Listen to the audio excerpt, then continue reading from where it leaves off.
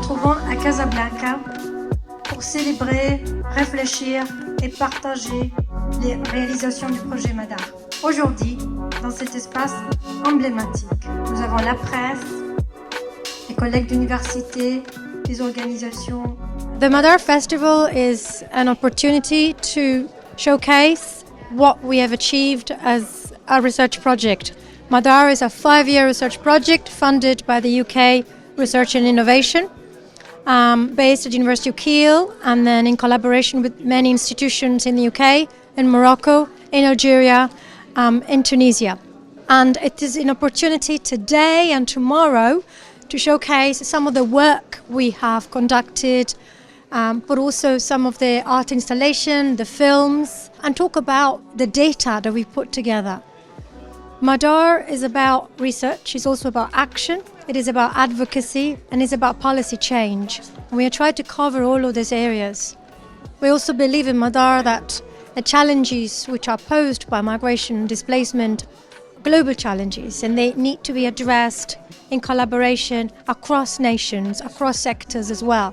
And that's why in MADAR we have academics, civil society organisation partners and practitioners, but also activists. We have artists and committed citizens that address really what the challenges that displacement poses to the people on the move, but also to the citizens in the relevant countries.